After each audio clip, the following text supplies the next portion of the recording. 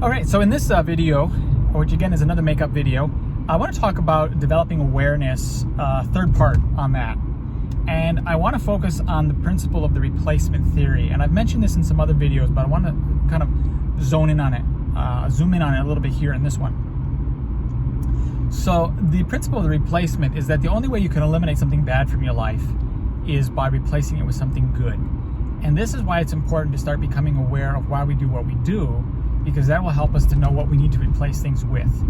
So if we understand our habits, if we begin to recognize our patterns and say, okay, you know what, I tend to pick up my phone when I'm bored, I got nothing else to do.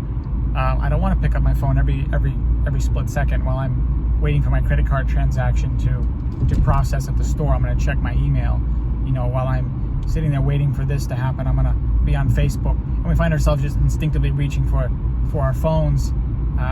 Or, you know, maybe it's, again, you know, maybe it's a health item, maybe it's a food and nutrition item. We find ourselves always, every time we go in the store, we buy something that we wish we wouldn't buy, but we keep buying it. Whatever it is. So we want to replace those things. And so if we know why we do it, then it's easier to start replacing it and being intentional about, okay, instead of doing this, I'm going to do that. So by becoming aware and watching your behavior, you can help nip those things in the bud. But the key is, in nipping them, is you have to replace them with something positive. And there's a very basic illustration to help illustrate this. So for example, if I tell all of you, don't think about pink elephants, what are you thinking about right now? Well, you're thinking about pink elephants and you're trying to figure out how to stop thinking about them. But the problem is, the more you think about what you don't want to think about, the more you're thinking about it. And so it doesn't work. The only way you can stop thinking about pink elephants is if I tell you, start thinking about blue ones. Now you're thinking about blue elephants and you don't even think about pink ones anymore, because until I just mentioned it and then they flashed across your mind briefly there. But if you think about blue ones, then you replace the pink with the blue. I don't know why they're pink and I don't know why they're blue, but at least they got you to think about it. So the illustration is, you got to replace the negative with something positive. Whatever you want to replace, whatever you want to get rid of, you got to replace it. So this is especially true in our emotional life, our self-talk life, and our thought life.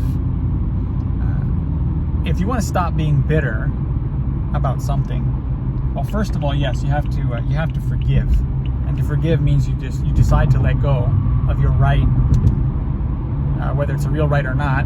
It feels right to us. We got to let go of our right to get vengeance for the wrong that's done to us. And that, I'm not going to get into the whole point of the topic of forgiveness right in this video. But, so yes, you have to forgive. You let go of, I'm not going to hold this against this person anymore. It doesn't necessarily mean that you need to reconcile the friendship with somebody if they really, if they really have damaging habits. But you let go of that.